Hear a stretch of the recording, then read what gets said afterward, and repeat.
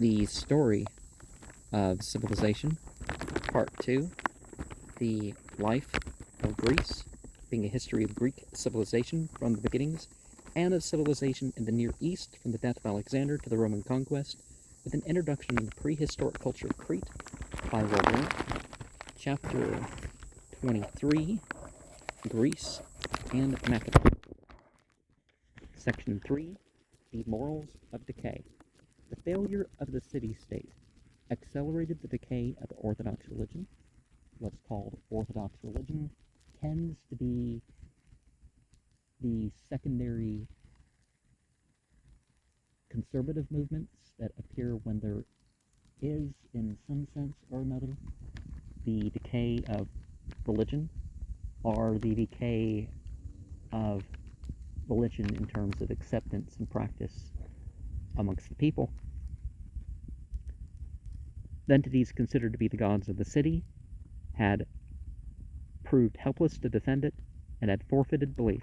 The population was intermingled with foreign merchants who had no share in the city's civic or religious life and whose amused skepticism spread among the citizens. The mythology of the ancient local entities survived among the peasantry and the simple townsfolk, and in the official rites, the educated used it for poetry and art, the half-liberated attacked it bitterly.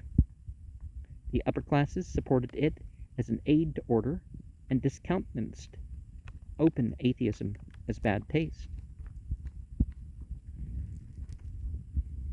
The growth of large states brought on a symbolity of what was considered to be gods and made for a vague monotheism.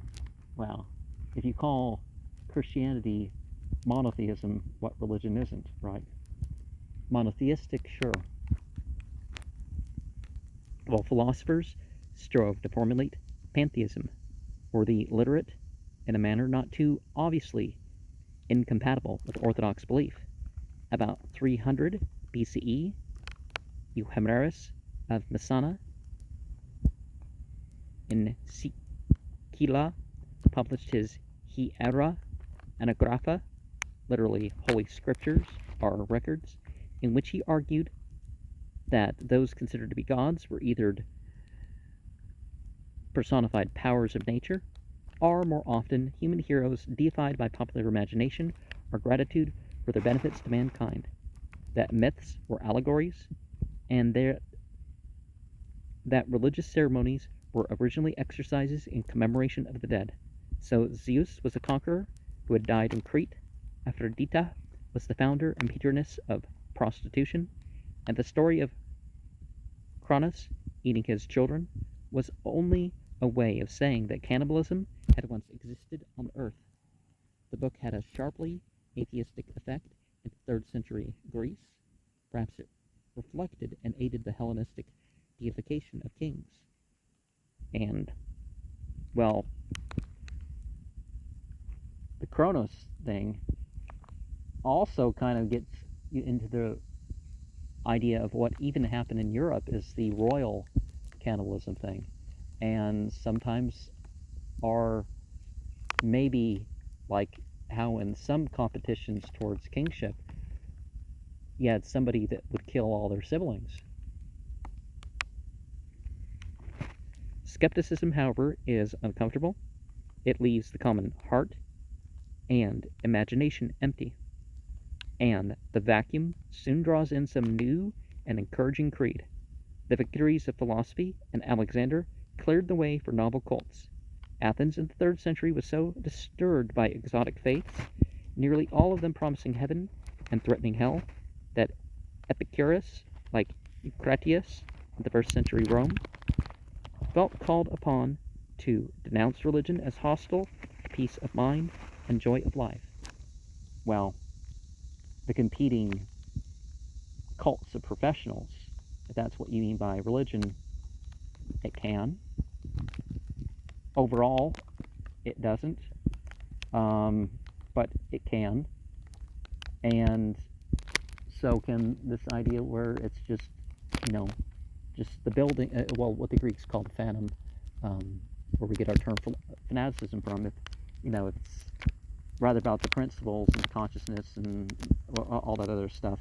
And they actually worship the founders, or they think it's only about this building and stuff like this. Then you can have problems where it is contrary to wholeness and joy and all that. The new temples, even in Athens, were now usually dedicated to Isis, Serapis, Bendis, Adonis, or some other alien entity. The Eleusinian mysteries flourished and were imitated in Egypt, Italy, Sicily, and Crete. Dionysus, Eleutherios, the liberator, remained popular until he was absorbed into Christ. Orphism refreshed devotees as it renewed contact with the Eastern faiths from which it had sprung.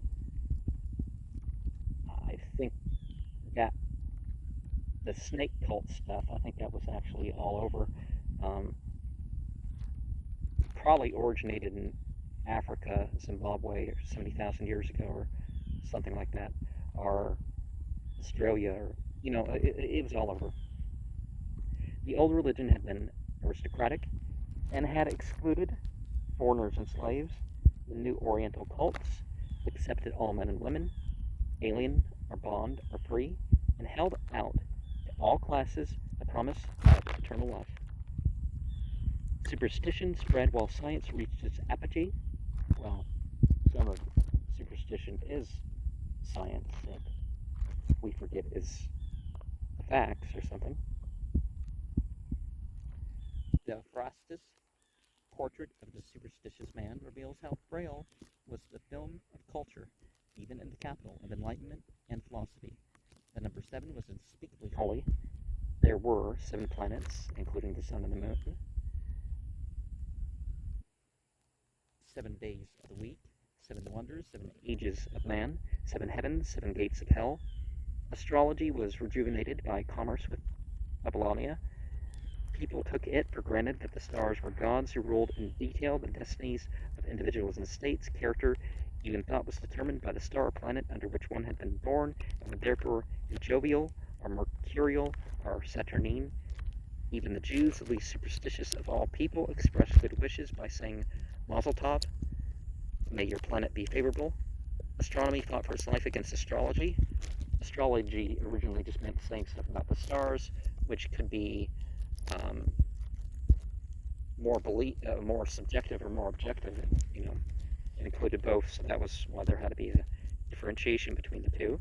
But finally succumbed in the 2nd century of the Common Era, and everywhere the Hellenistic world worshipped Decay as the great god Chance.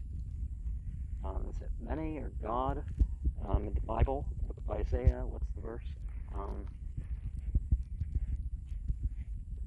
Only an act of persistent imagination or a gift for observation can enable us to realize what it means to a nation to have its traditional religion die. Classic Greek civilization had been built upon a patriotic devotion to the city-state, and classic morality, though rooted in folk ways rather than in faith, had been powerfully reinforced by supernatural belief.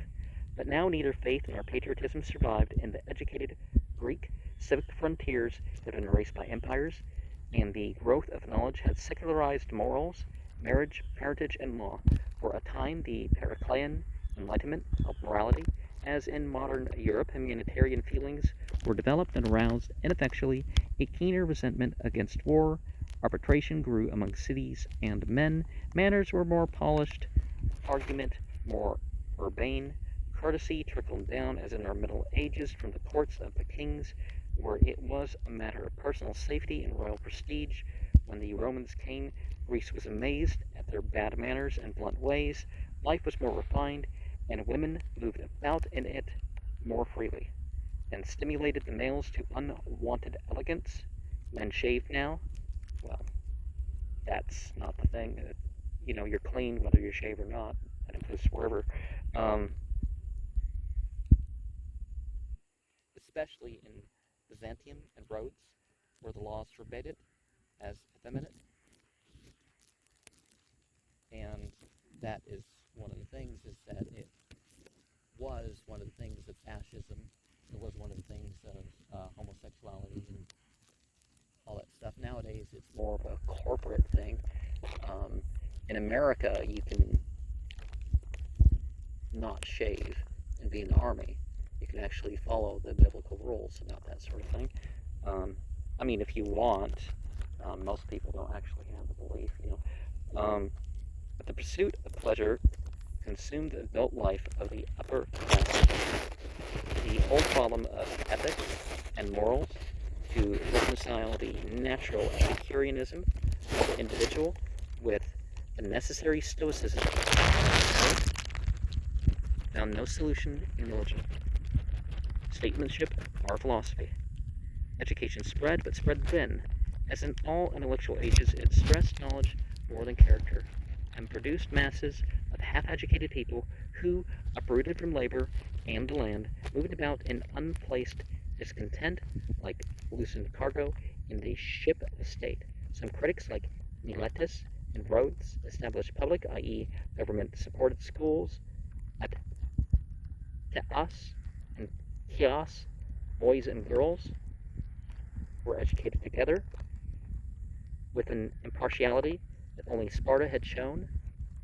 We do show that co-ed education has its issues, and you can establish an equality in education better by dividing, but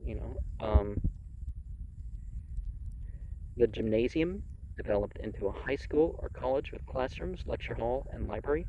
The palastra flourished and proved popular in the East, but public games had degenerated into professional contests, chiefly boxing, in which strength counted for more than skill. The Greeks, who had once been a nation of athletes, became now a nation of spectators, content to witness rather than do. Sexual morality was relaxed, even beyond the loose standards of the Herculean age. Homosexualism remained popular. The youth, Delphis, is in love, says Theocritus Simapa, but whether for a woman or for a man, I cannot say. The courtesan still reigned. Demetrius Polyarchetus levied a tax of 250 talents, $750,000, 1939 US, upon the Athenians, and then gave it to his mistress, Lamia, on the ground that she needed it for soap, which led to angry Athenians to remark how unclean the lady must be. Dances, they might have had to kill humans to get the soap or something. What was the deal there? Dances of naked women were accepted as part of the mores and were performed before a Macedonian king. Athenian life was portrayed in Menander's plays as a round of triviality, seduction, and adultery. Greek women participated actively in the cultural pursuits of the time and contributed to letters, science, philosophy, and art. Aristodema of Smyrna gave recitals of her poetry throughout Greece and received many honors. Some philosophers, like Epicurus, did not hesitate to admit women into their schools. Literature began to stress the physical loveliness of women rather than her worth and charm as a mother. The literary cult of feminine beauty arose in this period alongside the poetry and fiction of romantic love. The partial emancipation of woman was accompanied by a revolt against wholesale maternity, and the limitation of the family became the outstanding social phenomenon of the age. Abortion was punishable only if practiced by a woman against the wish of her husband, or at the instigation of her seducer. When the child came, it was in many cases exposed. Only one family in 100 in the old Greek cities reared more than one daughter.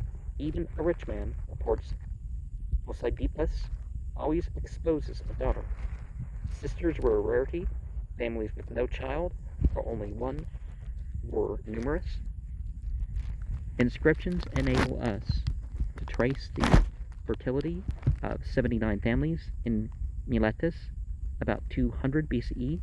32 had one child, 31 had two. Altogether, they had 118 sons and 28 daughters. At Eretria, Only one family in 12 had 2 sons.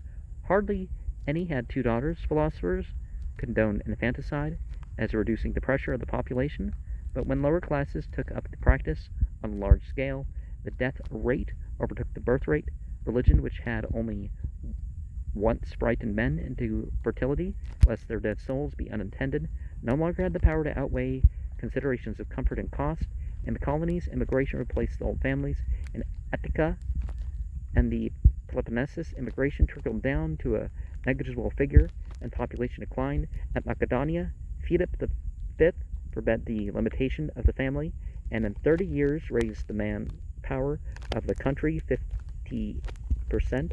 We may judge from this how widespread the practice of limitation had become, even in half-primitive Macedon.